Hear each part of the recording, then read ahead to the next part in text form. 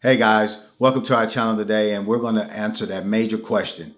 Will the housing market crash in 2022?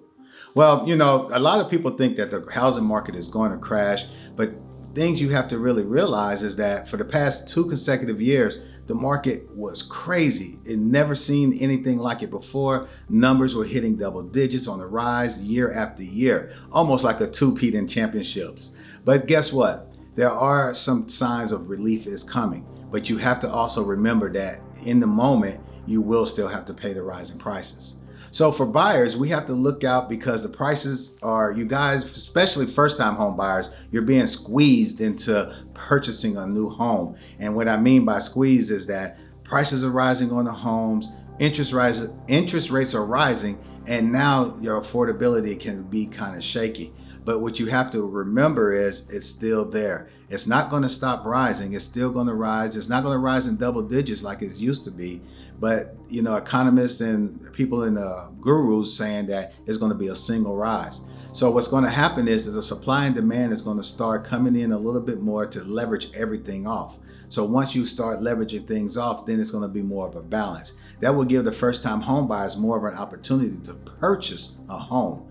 And sellers, we had that 2-year run, but you got to look out now, because if you overprice your home, what's going to happen is it's going to sit on the market longer than expected. And what's that mean for you? That people are going to look and say, what's wrong with his home? Why his home didn't sell? So rather than saying that the price is too high, they're going to think something is actually wrong with your home. So make sure if you're selling your home at this time that you are actually doing it at the right price. And the best way to do that is get with a professional to make sure they're doing your comps, your analytics, and making sure that it's on the market for the fair price. And just guys, and especially buyers, you don't always have to bid so high to put yourself out of not accountability, but an ability to purchase. You want to make sure you stay within your budget, because right now, the past 2 years, multiple offers over, that puts you out of it. And I do get it. It's tough. It's hard. It's discouraging, but don't give up, because the supply is coming and things will balance off. Because right now we have a lot of buyers saying, well, I'm just going to wait till the prices drop. I'm telling you, it's not going to really drop, especially not double digits. Once it starts balancing out, it's going to drop into a double digit balance, meaning that it's not going to take that big dip, and you're not going to get the home for $150,000 less no more. You're going to have to kind of deal with a little bit that's there and make it work, because a lot of people now are working from home. So the affordability for homes can be even there, because now you don't have to drive so much. You don't have to take the extra tolls and things like that to get back and forth to work. So make sure that you're doing your calculations correct. Another thing that's going on that we hear is, when will it leverage out? Well, with the economy going the way that it's going, it can right now.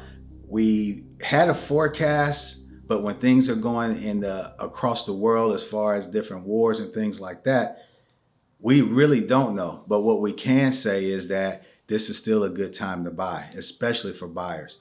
But one thing you do want to realize, buyers, if the interest rate do go up 1%, you're going to lose 10% of buying power. What does that mean?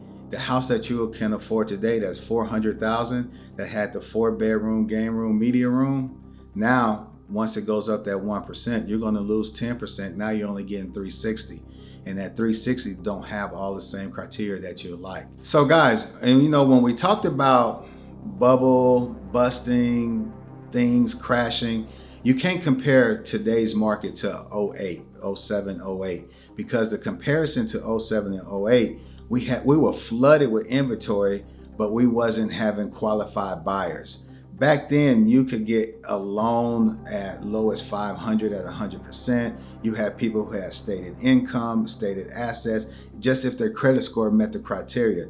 Now in 2022, and what happens is we have more qualified buyers, but less inventory. So that's where the difference is. And the banks are not going to flip, fall out, go into bankruptcy, or fold, because now the buyers are more qualified and the homes are going to be on the market and sitting and making sure that these homes sell and perform well for the banks.